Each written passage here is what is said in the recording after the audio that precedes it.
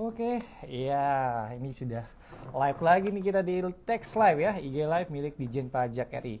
Ya, kawan-kawan pajak sambil melihat teaser ya, teaser yang sedang tampil di gadget kawan-kawan pajak semua, silakan diberitahukan kepada teman-temannya ya, kawan pajak yang lainnya.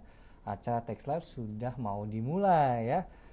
Kita bergabung di acara Text Live. Mungkin saya bisa melihat di layar Instagramnya, apakah sudah beberapa orang yang tampil ya? Wah, sudah makin banyak ya, karena memang seperti yang kawan-kawan pajak lihat ada di teasernya yang sudah ada di story IG juga ya. Kita mau bahas lagi nih terkait dengan PMK 66 terkait pajak penghasilan atas imbalan atau penggantian berupa natura dan atau kenikmatan yang kemarin di acara Text Live sebelumnya ya, di episode ke-100 kita share happiness gitu ya, bagi-bagi hadiah.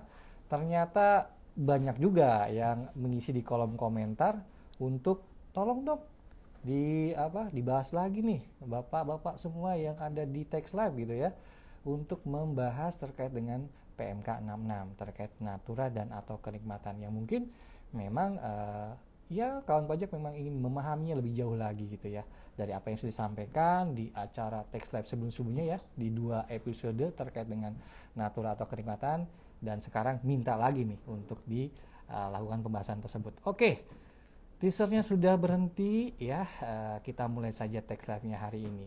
Assalamualaikum warahmatullahi wabarakatuh. Waalaikumsalam warahmatullahi wabarakatuh. Oke, kawan pajak, jumpa lagi di Text Live ya, di IG Live milik Dijen Pajak RI. Bersama saya, jangan sampai bosan ya, saya lagi gitu ya. Bersama saya si Ikal yang suka makan rujak, Iqbal si penyuluh pajak.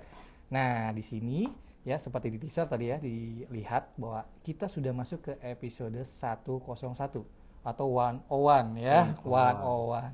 Tapi kita masih bahas terkait dengan natura dan atau kenikmatan, tapi lebih kepada FAQ.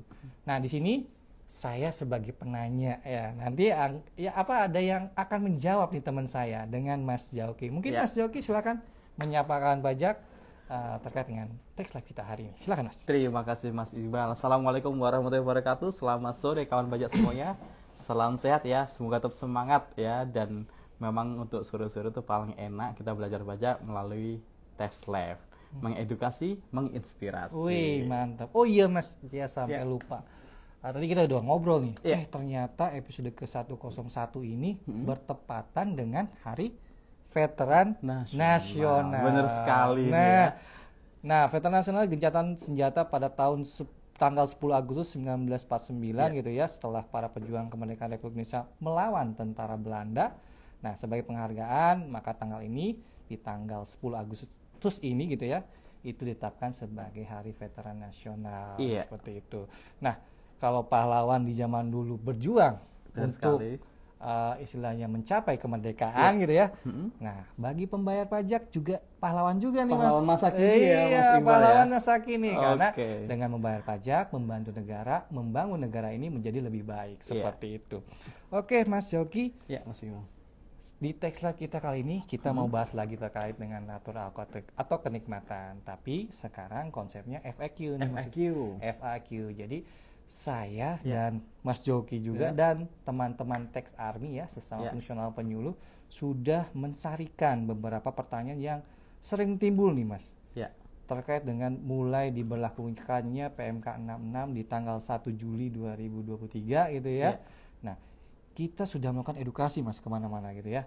Nah, banyak sekali pertanyaan-pertanyaan timbul. Nah, hari ini saya coba untuk mencarikan beberapa pertanyaan yang memang frekuensinya lebih banyak ditanyakan oleh kawan pajak.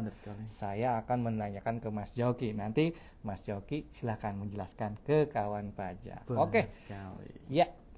Yang pertama kita masuk saja langsungnya Mas Jauki. Kita masuk ke pertanyaan terkait dengan natura atau kenikmatan, di mana bagian temanya adalah makanan dan atau minuman. Nah, saya sudah mencarikan, ada di HP saya nih Mas Joki.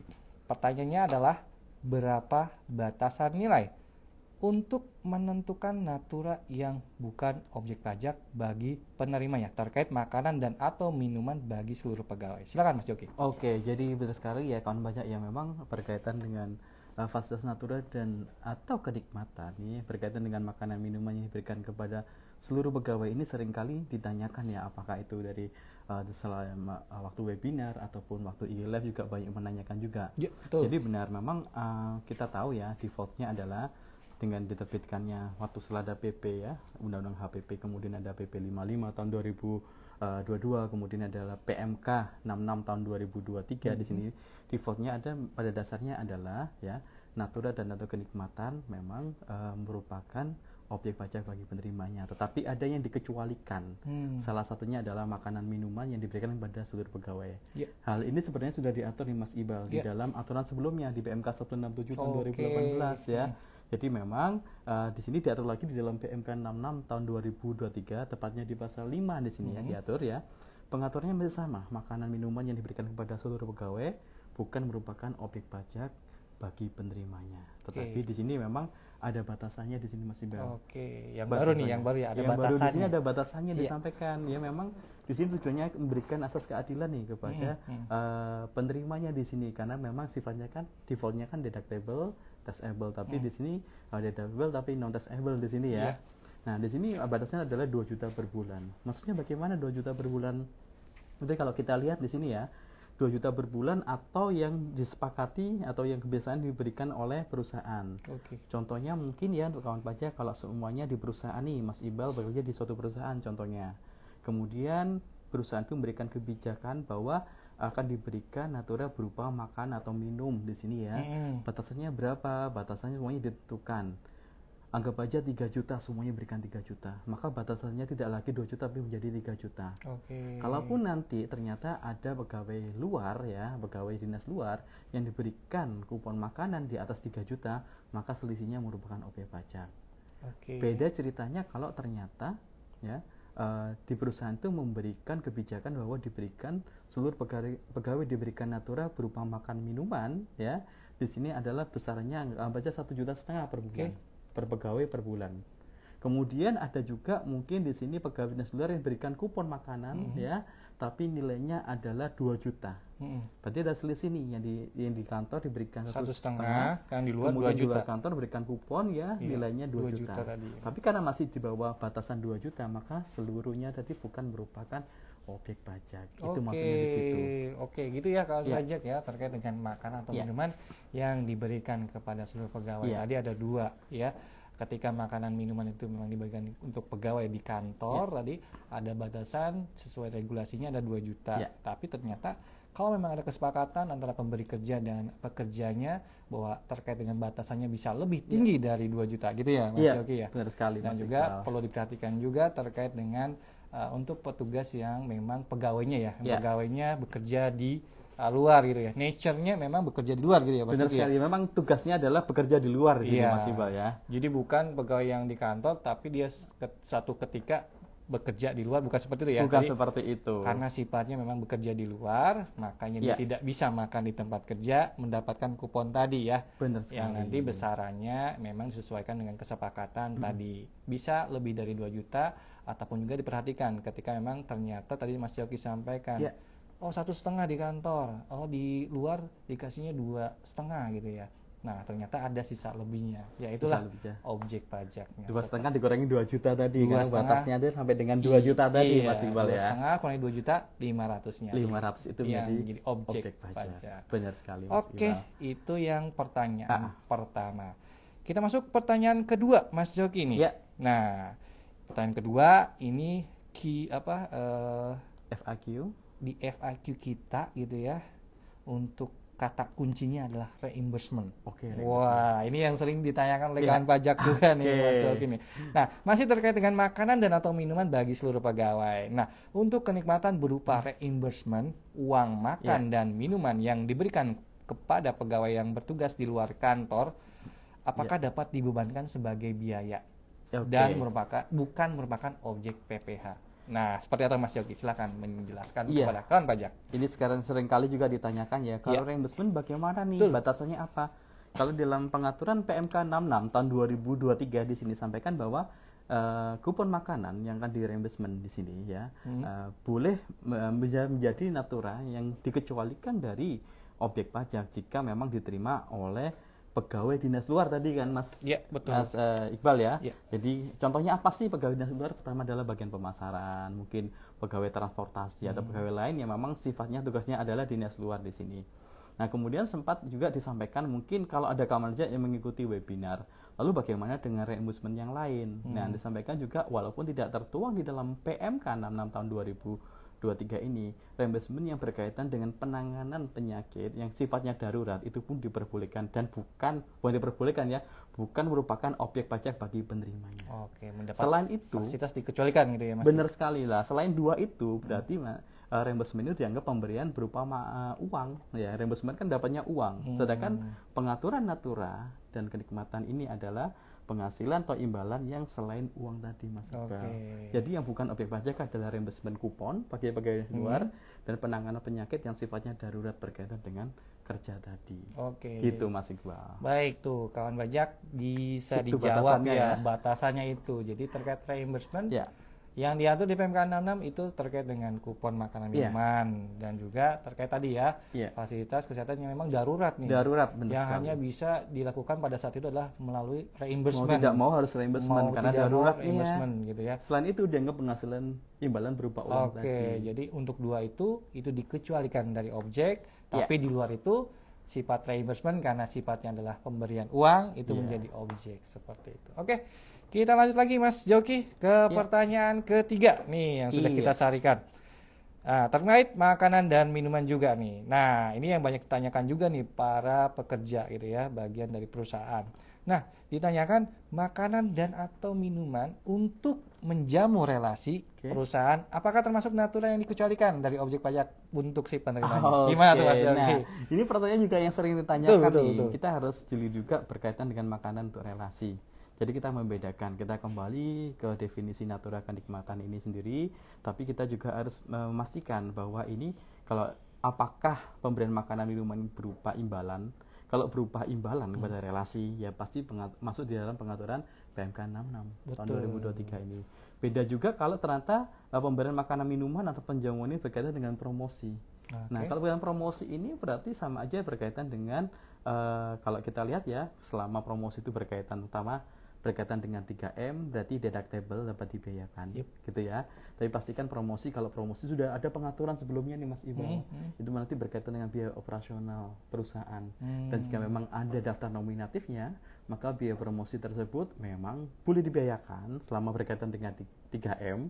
Dan kemudian kalau memang ada daftar nominatifnya, bukan merupakan penghasilan bagi penerimanya. Jadi dipastikan dulu apakah itu penjualan makanan itu nanti arahnya kepada imbalan atau kepada promosi. Biar jelas seperti itu nih Mas Iqbal. Nah, jadi tadi sebagaimana disampaikan oleh Mas Joki harus teliti dulu gitu ya.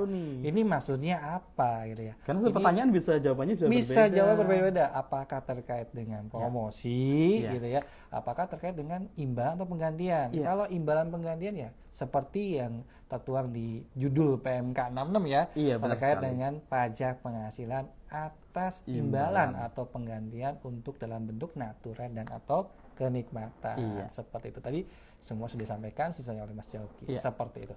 Oke, kita lanjut lagi Mas Joki ke pertanyaan keempat. Nah, kita sudah masuk ke tema selain makanan atau minuman. Oke. Kita masuk terkait dengan K3 nih Mas. K3 nih kalau di daftar pertanyaannya terkait keamanan, kesehatan dan atau keselamatan pegawai. Yang salah satunya adalah terkait fasilitas seragam kerja. Oke.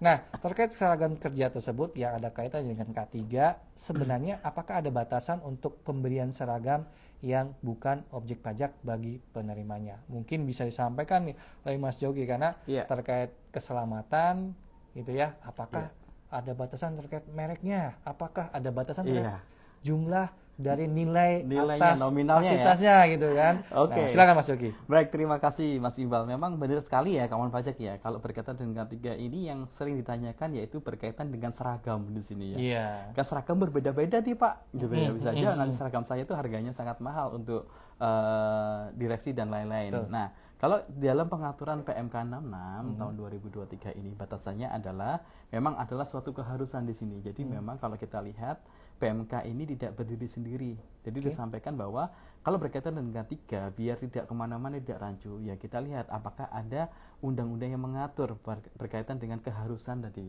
Contohnya kalau seragam ya, kita memang tidak menentukan nominalnya di sini Mas Iqbal, karena berkaitan dengan keharusan, berkaitan dengan keamanan, kesehatan, keselamatan, itu nominalnya bisa bervariasi di luar. Contohnya untuk penanganan pandemi endemi ini, pastinya dokter harus menggunakan seragam khusus, hazmat dan lain-lain. Iya, betul. Kan berbeda nih ya dengan mungkin yang dokter yang mungkin hanya untuk memeriksa penyakit seperti influenza dan lain-lain. Kemudian seperti penambangan tambang nih ya, tambang itu kan mereka membutuhkan helm khusus, sepatu khusus. Artinya di sini tidak ada batasan nominal, tapi memang kalau itu adalah suatu keharusan yang diwajibkan oleh kementerian atau lembaga, ya pastinya itu memang bukan merupakan objek pajak bagi penerimanya. Oke, gitu kan pajak ya. Jadi terkait K3 nggak ada istilahnya negosiasi gitu ya terkait batasan nilainya. Atau juga mungkin spesifik harus merek ini. Ya nggak gitu ya. Jadi tujuannya adalah untuk memang menunjang terkait K3 tadi, kesehatan, keamanan, dan keselamatan bagi para pegawainya dalam melakukan pekerjaannya. Dan memang sesuai dengan pekerjaan yang dilakukannya ya, beda-beda tadi seperti Mas Joki sampaikan, yang tadi sampaikan adalah terkait pandemi dan endemi ya. Masa iya pakai jas hujan Mas Joki ya? Oh harus pakai hazmat ya, harganya walaupun bentuknya hampir mirip gitu ya, tapi harganya berbeda. Tapi memang untuk menunjang pekerjaannya, ya itulah yang harus dikeluarkan. Karena itu nggak ada batasan nominalnya ya. Karena itu tidak ada batasan nominalnya. Oke. Benar sekali. Kita lanjut Mas Joki ke pertanyaan kelima ya. Nih masih terkait K3. Mungkin ini yang terakhir terkait K3 nih Mas Joki. Nah terkait dengan fasilitas antar jemput pegawai. Antar jemput pegawai. Terkait fasilitas tersebut, apakah ada pembedaan nih terkait untuk pegawai level tertentu seperti manajer atau direksi, termasuk kepada fasilitas antar jemputnya itu dikecualikan dari objek pajak bagi si penerimanya atau seperti apa? Silakan Mas Yogi. Jadi benar sekali ya, kalau berkaitan dengan antar jemput pegawai kita mengajunya di pasal 6 ayat 2 ya, PMK 66 tahun 2023 ini. Jadi kalau memang kita nyebutnya adalah sarana antar jemput pegawai, berarti ada pegawai dari semuanya nih, bukan leveling tertentu. Nanti jadi memang kalau kita ngomong antar jemput pegawai beda dengan kalau fasilitas pemberian mobil contohnya nih. Bersampaikan untuk manajer gitu ya. Kalau seandainya ternyata itu fasilitas diberikan, contohnya adalah pemberian mobil yang khusus untuk level manajer contohnya ke atas gitu ya. Kemudian termasuk nanti yang eksklusif ya digunakan dia sendiri, termasuk nanti ada uang bensin, penggantian tolnya di sini. Nah kalau seperti itu, pembelian seperti mobil tadi hanya untuk manajer yang bukan digunakan orang banyak di sini, maka itu berkaitan dengan natura dengan batasan dan nilai tertentu. Di sini kalau seperti itu berarti berlaku threshold di sini bahwa nanti ada batasan ya, bukan merupakan objek pajak jika yang menerima fasilitas yang pertama di sini adalah tidak memiliki saham. Yang kedua adalah penghasilannya tidak lebih dari 100 juta, rata-rata 100 juta per bulan dalam 12 bulan terakhir. Itu ya 12 bulan terakhir rata-rata tidak lebih dari 100 juta. 100 juta itu mulai dihitung dari penghasilan yang berupa uang maupun penghasilan berupa natura kenikmatan ini gitu. Kita jumlahkan. Tapi kalau lebih dari setelahnya 100 juta per bulan dalam 12 bulan terakhir rata-ratanya di situ, maka merupakan penghasilan bagi penerimanya atau dia memiliki saham di perusahaan tersebut. Jadi sudah jelas kan pajaknya. Kalau bisa dilihat itu ada di lampiran ya, ada di lampiran sekali 66-nya terkait fasilitas kendaraan gitu ya. Jadi tidak melihat apakah dia direksi, apa manajer atau pegawai, ketika memang syaratnya tadi ya, tidak ada penyertaan modal atau saham tadi ya. Dan juga rata-rata 12 bulan terakhir itu penghasilannya tidak lebih dari 100 juta, maka terkait dengan fasilitas kendaraannya tersebut itu dikecualikan. Iya, rata-rata 100 juta per bulan per yang terima ya dalam 12 bulan terakhir ya. Dihitungnya dari saat menerima fasilitas. Dihitung dari saat menerima fasilitas. Jadi mungkin ada juga yang bertanya nih Mas Joki nih bahwa gimana kalau itu kan tadi syaratnya 12 bulan terakhir. Bener sekali. Ketika baru 4 bulan kerja gimana gitu nyitungnya. Berarti dihitungnya ya 4 bulan tadi yang proporsional tadi gitu ya. Karena ada hubungan dengan pemberi kerja dihitungnya 4 bulan ya semenjak kerja di situ. Siap dijawab sudah jelas gitu ya. Kawan pajak, kita lanjutkan lagi kepada pertanyaan berikutnya. Nah, ini kita lanjut kepada pertanyaan tema di luar K3. Nah, masih tema berikutnya nih Mas Yogi nih. Nah, di pertanyaan yang sudah kita sarikan, ini bertanya terkait natura dan atau kenikmatan berkaitan dengan hadiah atau bingkisan nih Mas Yogi. Hadiah atau bingkisan. Nah, ditanyakan bahwa apakah hadiah berupa barang yang diberikan kepada karyawan berprestasi itu termasuk natura yang dikecualikan dari objek pajak? Gitu. Silakan Mas Yogi menjelaskan kepada kawan pajak. Jadi gini ya, kawan pajak ya, kalau berkaitan hadiah itu kita memang harus memastikan dulu apakah hadiah itu bagaimana. Kalau kita lihat sudah ada pengaturan mengenai hadiah sebelumnya ya. Kan hadiah itu ada hadiah undian, ada hadiah karena prestasi ya. Kalau hadiah undian naik PPh final gitu ya, pasal 82. Betul. Sebelumnya Kemudian, ada lah. kalau dia prestasi kan kalau ini orang pribadi kena PPh pasal 21, tapi kalau yang terima bukan orang pribadi dikenakan PPh pasal 23. Tapi beda kalau kita ngomongnya bingkisan. Nah, kalau bingkisan di dalam PMK 66 tahun 2023 ini memang ada dua jenis di sini pengaturannya di lampiran PMK ini. Oh, di lampirannya ada dua. Iya, ini berkaitan dengan natura dengan nilai dan batasan tertentu. Yang pertama kalau memang bingkisan, kalau kita lihat di sini ya, bingkisan diberikan yang berkaitan dengan hari keagamaan di sini, ya berarti tidak ada batasannya. Tapi kita lihat hari keagamaan ini ya dibatasi hanya 5 hari keagamaan Mas Iqbal. Di sini 5. Ya, yaitu hari raya Idul Fitri, ya kemudian hari raya Natal, ya hari suci Nyepi, hari raya Waisak dan tahun baru Imlek. Hanya 5 itu. Hanya 5 itu ya. Kalau hari raya lain berarti nggak masuk bingkisan yang ada thresholdnya. Contohnya Idul Adha nih.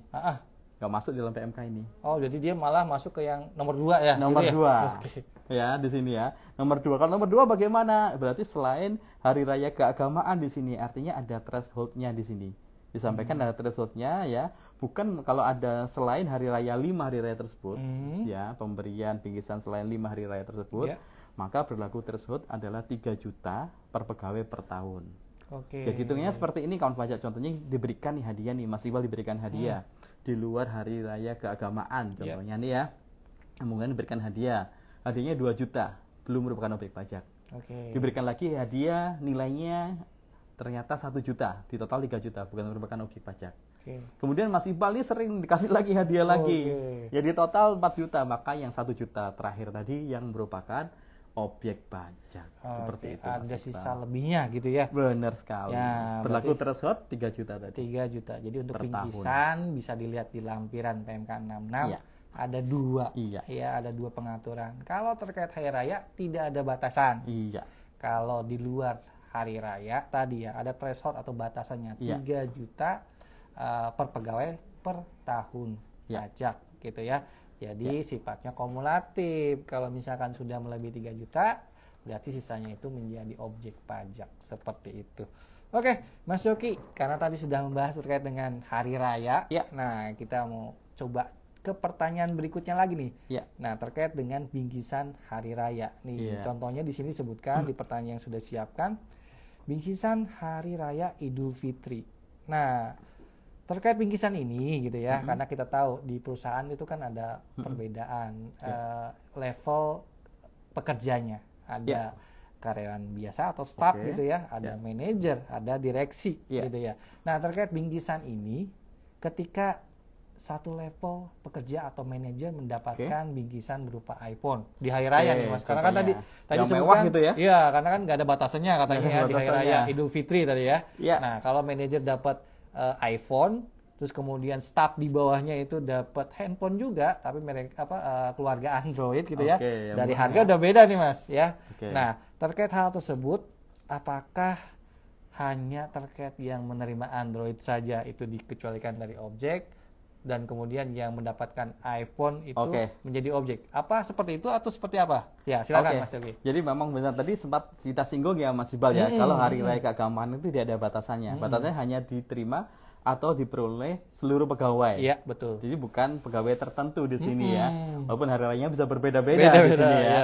Ya memang kalau kita lihat memang bisa jadi nih di lapangan terjadi kalau ternyata hadiah atau bingkisan hari raya keagamaan itu bisa berbeda Mas Iqbal. Nah, kalau kita lihat berbeda bagaimana? Karena tidak ada batasan nominalnya, maka tetap bukan merupakan objek pajak bagi penerimanya. Tapi kembali lagi kita lihat nih ya di dalam praktik di lapangan, asas kewajaran dan kepantasan itu tetap kita perhatikan. Tidak mungkin kan kalau semuanya pastinya kalau semuanya hari-hari keagamaan keputusannya karena perusahaan ini berkaitan dengan telekomunikasi nih ya udahlah dikasihkan handphone gitu ya. Nah, mungkin pasti ada perbedaan di sini, perbedaan antara level manager dengan pegawai yang biasa, apalagi pegawai baru. Semuanya diberikan tapi dengan harga yang berbeda. Itu diperbolehkan, bukan merupakan objek pajak di sini maksudnya bagi pegawai jika memang diberikan kepada seluruh pegawai. Jelas. Jadi menegaskan nih ya, tidak ada batas nominal nih biar nggak ragu nih kawan pajak karena ya. banyak yang bertanya apakah harus sama semua atau boleh beda. Ternyata tadi sampaikan batasannya itu tidak ada batasan nilai selama gitu ya. diperoleh seluruh pegawai. Selama diperoleh seluruh pegawai. Adapun terkait pemberiannya itu diberikan juga, dilihat juga ya kepantasannya gitu ya Mas Yogi. Kepantasannya pastinya. Perusahaan berikan kan pasti ada asas, perhatikan asas kewajaran, kepantasan. Dan ini kan hanya 5 hari raya itu ya kan pajak ya, hari raya Idul Fitri, hari raya Natal, ya hari Suci Nyepi, hari raya Waisak dan tahun baru Imlek. Di luar itu momennya hari raya Idul Adha diberikan lagi, Idul Fitri diberikan, Idul Adha diberikan. Nah, kalau Idul Adha nggak masuk di dalam pengaturan PMK ini, disebutkan di dalam PMK 66 tahun 2023 ini, maka masuknya ke bingkisan yang berlaku threshold 3 juta per tahun tadi. Tapi ingat ya kawan pajak, jangan sampai wah dapat kesempatan nih bingkisannya semahal-mahalnya, tidak juga seperti itu ya. Melihat juga terkait dengan biaya yang nantinya akan dikeluarkan perusahaan dan memang tujuan perusahaan kan untuk mendapatkan profit ya Mas ya. Nah, itu juga perlu diperhatikan seperti itu.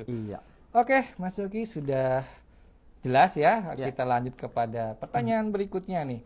Nah, berikutnya terkait dengan fasilitas pelayanan kesehatan dan pengobatan dari pemberi kerja. Nah, ini terkait dengan yang ditanyakan adalah apakah asuransi yang ditanggung oleh pemberi kerja itu merupakan natura yang dikecualikan dari objek pajak bagi si penerimanya? Silakan Mas Yogi. Memang aku lihat ini ya Mas Iqbal, asuransi ini sering ditanyakan, premi asuransi ini ya.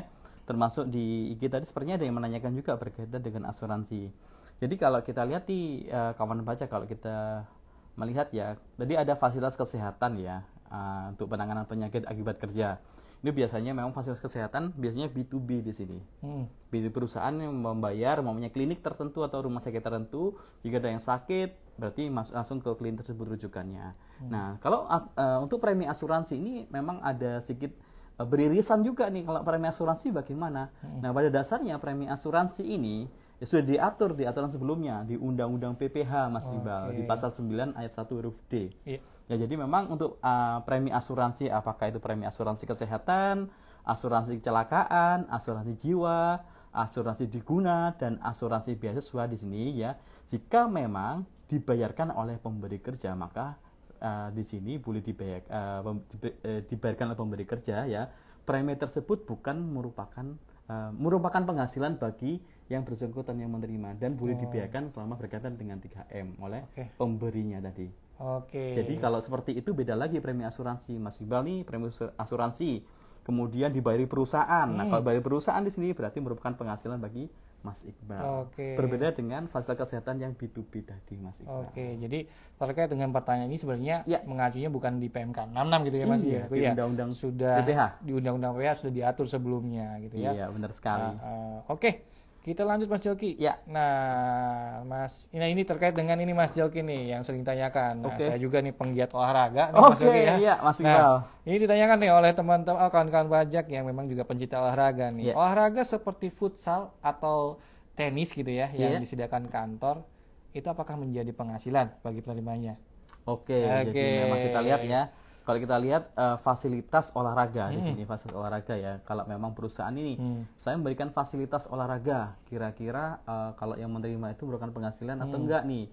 Nah, memang di dalam pengaturan di PMK 66 tahun 2023 ini ya disampaikan kalau fasilitas olahraga di sini ya selain ya olahraga golf ya, kemudian pacuan kuda, atau bermotor ya, terbang layang dan olahraga otomotif yang sifatnya eksklusif dan pasti butuh biaya banyak ya, bukan merupakan objek pajak bagi penerimanya ya, jika diterima oleh seluruh pegawai ya, pegawai di sini bukan pegawai ya, dan batasannya adalah 1,5 juta per pegawai per tahun pajak. Oke. Jadi batasannya sampai hanya dengan 1,5 juta per pegawai per tahun pajak. Tapi kembali lagi kita lihat nih, yang namanya olahraga itu kan nggak mungkin cuma satu orang nih Mas Iqbal. Betul. Contohnya futsal, Iya. kan pasti kan diperuntukkan untuk beberapa pegawai. Iya. Maka di situ akan berlaku juga di sini proporsional di sini. Oh. Artinya ada proporsional. Jadi maunya habisnya berapa satu tahun? 30 juta gitu ya. 30 juta sewanya per tahun, tapi digunakan untuk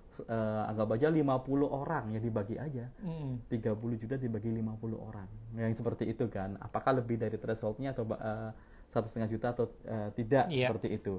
Kalau momennya lebih dari 1,5 juta, maka merupakan penghasilan bagi yang menerima. Tapi kalau tidak lebih dari 1,5 juta per tahun ya, per pegawai per tahun, maka bukan merupakan objek pajak bagi penerimanya. Nah, seperti itu. Oke, jelas ya kan pajak pencinta olahraga. Untuk futsal dan tenis itu tidak termasuk yang apa istilahnya negatif list tadi ya, yang olahraganya eksklusif tadi. Nah, untuk futsal dan tenis itu mendapatkan fasilitas dikecualikan gitu ya. Tapi dilihat juga ada thresholdnya, ada batasannya benar ya. Sekali. Itu adalah 1,5 juta per pegawai per tahun pajak. Jadi silakan nih dioret-oret gitu ya, dihitung-hitung. Nah, jangan sampai tadi ketika nanti ada kelebihan ya dari 1,5 juta per pegawai per tahun pajak itu akan menjadi objek pajak gitu ya, Mas Joki ya. Oke, Mas Joki. Nah, mungkin kita berlanjut nih Mas Joki ke pertanyaan terakhir ya sebelum kita masuk ke pada pertanyaan dari kawan pajak. Iya, banyak sekali nih yang udah dibalas sama tes army kita ya. Terima kasih tes army ya udah membantu ya. Baik. Oke, ini pertanyaan terakhir dulu nih terkait dengan fasilitas apartemen nih Mas Joki. Nah, pertanyaannya adalah bagaimana dengan fasilitas berupa tempat tinggal untuk pegawai tertentu. Nah, contohnya adalah fasilitas apartemen untuk manajer atau tenaga ahli dengan jumlah 5 juta per bulan. Apakah itu termasuk objek pajak atau dikecualikan? Oke, jadi kalau jadi gini Mas Iqbal, kalau berkaitan dengan tempat tinggal, fasilitas tempat tinggal itu memang jamak ya, dilakukan perusahaan untuk pegawai-pegawai tertentu atau level tertentu. Jadi memang kita lihat di sini ada pembagian dua fasilitas tempat tinggal ini Mas Iqbal di dalam PMK 66 2023 ini. Yang pertama kalau fasilitas tempat tinggal itu sifatnya komunal. Maksudnya di sini digunakan orang banyak, contohnya ini ya. Digunakan orang banyak, contohnya seperti mes gitu ya. Mes itu digunakan orang banyak. Kalau untuk mes tadi diberikan fasilitas tempat tinggal berupa mes, maka tidak ada batasan nominalnya. Oke. Itu yang komunal. Sifatnya komunal ya. Komunal. Tapi kalau sifatnya eksklusif non komunal di sini, contohnya pada tadi disampaikan Mas Iqbal ya, untuk tenaga ahli diberikan apartemen 5 juta ya. Kalau seperti itu berlaku threshold ya, di dalam PMK ini diatur batasan thresholdnya ya di sini. Kalau non komunal ya, bukan merupakan objek pajak jika nominalnya tidak lebih dari 2 juta per pegawai per bulan. Nah, seandainya ternyata contohnya ini Mas Iqbal ngomongnya 5 juta per bulan. Karena batasannya adalah 2 juta, ya maka yang selisihnya tadi 3 juta itulah yang merupakan objek pajak bagi penerimanya dan harus ada dipotong PPh-nya seperti itu. Nah ini juga mungkin bisa menjawab pertanyaan dari kawan pajak nih Mas. Iya, ada yang menanyakan tadi Celestial.biau ya. Kalau kawan pajak ini menanyakan, nah nilai sewanya 50 juta. Kalau tadi kan 5 juta nih, kalau ini 50 juta. 5 juta aja ada selisih lebihnya, apalagi 50 juta nih Mas Joki ya. Pastinya ya, pastinya kalau 50 juta kita tahu ya. Berarti karena thresholdnya adalah 2 juta per pegawai per bulan, maka kalau diberikan sewanya 50 juta ya, karena tidak hanya sewa aja, bisa aja sewanya hanya 50 juta per bulan. Mewah sekali nih ya. Betul. 50 juta per bulan. Melihat dari nominalnya sudah pasti ini fasilitasnya untuk golongan tertentu. Golongan tertentu dan kalau bukan komunal nih. Bukan komunal pastinya nih, apartemen nih ya. Berarti kalau dikurangi 2 juta, sisanya itulah 48 juta itulah yang merupakan penghasilan bagi direktur tersebut. Tapi dan kan bisa jadi lebih dari itu ya? Bisa jadi lebih dari itu. Karena terkait dengan kenikmatan atau fasilitas, dasar nilainya kan itu adalah keseluruhan biaya untuk memanfaatkan fasilitas tersebut gitu ya. Dengan fasilitas berarti berupa biaya yang harus dikeluarkan. Jadi bisa jadi ada biaya sewa, ada yang disampaikan. Ada lagi biaya utilitasnya pasti akan dihitung. Itu dihitung juga sebagai penghasilan. Kalau di total lebih dari 2 juta tadi. Jadi bisa jadi tuh masuk biaya listriknya, biaya airnya ya, Oke. biaya maintenance-nya itu juga bisa masuk. Jadi bukan hanya nilai sewanya ya. Oke, seperti itu ya. Seperti itu. Oke, udah jelas nih ya. Oh, Kalian udah sudah jelas nih. tahu. Langsung menjawab. Nah, Oke. oke, kita lanjut lagi nih Mas ke Yes. pertanyaan dari kawan pajak ya, Ya. karena memang waktunya sudah mulai habis gitu. Udah ya. habis ya. Nggak kerasa ya, udah nggak kerasa 35 nih. menit kita. Iya. Oke. Kita sambung lagi ke pertanyaan dari kawan pajak Atara Faras 41 nih, Ya. terkait fasilitas kendaraan yang dikecualikan terkait penghasilan brutonya tidak mencapai 100 juta. Oh, kita artikan saja bahwa 12 bulan terakhir Iya. nggak nyampe nih Mas 100 Per bulannya juta. nggak sampai 100 juta gitu ya. Total daripada penghasilan ini apakah termasuk natura yang diberikan? Maksudnya Oke. mungkin fasilitas kendaraannya tadi Batas gitu ya. 100 juta itu apa termasuk natura ya Apakah gitu ya. termasuk natura atau bukan gitu. Silakan Mas. Yogi. Oke, jadi sebenarnya ya untuk pertanyaan ini kalau kita lihat memang ada di contoh PMK-nya juga. Jadi kalau untuk fasilitas kendaraan ya yang kita sebut bruto ya tidak lebih dari 100 juta ini adalah penghasilan semuanya. Baik itu penghasilan terima bulanan ya, contohnya berupa gaji, termasuk penghasilan berupa natura. Kita lihat natura ini adalah penghasilan. Imbalan kan natura juga ya. Merupakan imbalan juga. Kita cuma contohnya gajinya 50 juta. Kemudian natura fasilitas semuanya di total ternyata 40 juta di jumlah 90 juta rata-rata per bulannya. Maka bukan merupakan objek pajak bagi penerimanya. Tapi kalau contohnya gajinya 70 juta, fasilitasnya 40 juta, lebih dari 100 juta, maka fasilitas natura itu merupakan objek pajak bagi penerima tadi. Gitu Mas Iqbal. Oke, jadi dilihat ya. Walaupun tadi sebutkannya penghasilan brutonya tidak mencapai 100 juta gitu ya. Ya. Tapi perlu diingat juga fasilitas tersebut juga bagian dari penghasilan bruto karena thresholdnya itu menyebutkannya rata-rata penghasilan bruto dalam 12 bulan terakhir. Yang kesimpulannya adalah penghasilan seluruhnya yang Keseluruhan diterima. yang Baik berupa diterima. uang maupun yang tidak berupa uang, termasuk natura dan kenikmatan tadi ya seperti itu. Oke, sudah terjawab pertanyaan Ya. dari kawan pajak. Dan mungkin itu saja ya terkait dengan pertanyaan yang mungkin bisa kita angkat nih Mas Yogi karena memang Sudah dijawab nih. sisanya sudah dijawab. Baik, nih oleh terima kasih kawan-kawan. Bapak sudah langsung direspon ya. Iya. Oke, sudah dijawab juga nih oleh teman-teman Tax Army kita Tax ya. Army kita ada ada. Pak Giar Sowong nih. Wah, Ya. ini guru besar kita nih. Ada juga dengan Mas Ada Angga Dani Suara Angga tadi dari ya. Suara tadi juga sudah mencoba untuk membantu kita dan juga Pak mungkin Dana juga. Pak Dana ya mencoba untuk membantu kita juga nih, Tax Army juga nih. Ya. Oke kawan pajak, dengan berakhirnya atau sudah dijawabnya tadi ya pertanyaan terakhir oleh Mas Jauki, pertanyaan dari kawan pajak tentunya di kolom chat. Berakhir pula lah terkait dengan acara kita pada hari ini Mas Jauki Mas nih Iqbal. di Tax Live kita episode ke-101. Ya. Tadi sudah dijawab beberapa pertanyaan yang sudah kita sarikan nih dari pertanyaan yang timbul atau ditanyakan oleh kawan pajak juga selama edukasi perpajakan tentunya terkait dengan PMK 66 ini ya, terkait dengan natura dan atau kenikmatan aspek pajaknya seperti apa sih gitu ya. Dan tadi sudah disampaikan juga oleh Mas Joki sudah lengkap ya. Saya rasa sudah bisa memberikan penjelasan lebih lanjut lagi ya terkait dengan apa-apa saja yang menjadi pemikiran ya yang akhirnya menjadi pertanyaan dari kawan pajak.